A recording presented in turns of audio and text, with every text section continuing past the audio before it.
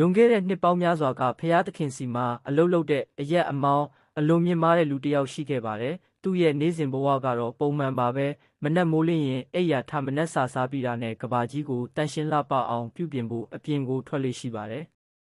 သူဟာနေ့တိုင်းအလုပ်တွေကိုကြိုးကြိုးစားစားလုပ်ဆောင်ပါတယ်။ဒါပေမဲ့တနေ့မှာတော့မနက်စာစားနေရင်ပြက်ခတိန်ကိုကြည့်လိုက်မိတဲ့အခါဒီနေ့ဟာဖျားသခင်ကိုယ်တိုင်သူလုပ်ထားတဲ့အလုပ်တွေကိုလာရောက်စစ်ဆေးမဲ့နေ့ဖြစ်နေတာကိုသတိရသွားပါနဲ့သူဟာအလုပ်တွေကိုအမြန်ပြီးစီးဖို့အတွက်သူ့ရဲ့ကိရိယာတွေကိုယူပြီးအပြေးလွှတ်ထွက်လာခဲ့ပါတယ်ပထမဆုံးအနေနဲ့တောင်တန်းကြီးတွေစီကိုသွားပြီးသူ့ရဲ့လက်နက်တွေနဲ့တောင်တွေကိုပုံမိုလှပအောင်ထုစစ်ခဲ့ပါတယ်အဲ့ဒီနောက်အေဝရက်တောင်ပေါ်မှာစီးနှင်းအသစ်တွေကိုဖြူပေးပြီးတောင်တန်းကြီးကိုဖြူစင်ဝင်းပသွားအောင်ဖန်တီးခဲ့ပါတယ်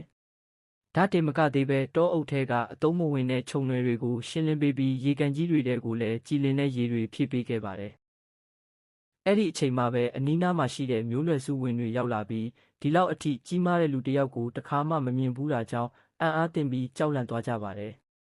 ဒါပေမဲ့ဒီလူကြီးဟာပြုံးပြုံးလေးနဲ့ပဲသူဟာဖျားသခင်အတွက်အလုပ်လုပ်ပေးနေသူဖြစ်ကြောင်းနဲ့ကဘာကြီးကိုလှပအောင်ပြုပြင်နေတာဖြစ်ကြောင်းအေးအေးဆေးဆေးရှင်းပြခဲ့ပါတယ်ဒီအခါမှလူတွေလည်းနားလည်သွားပြီးသူ့ကိုကြီးညိုလေးစားသွားကြပါတယ်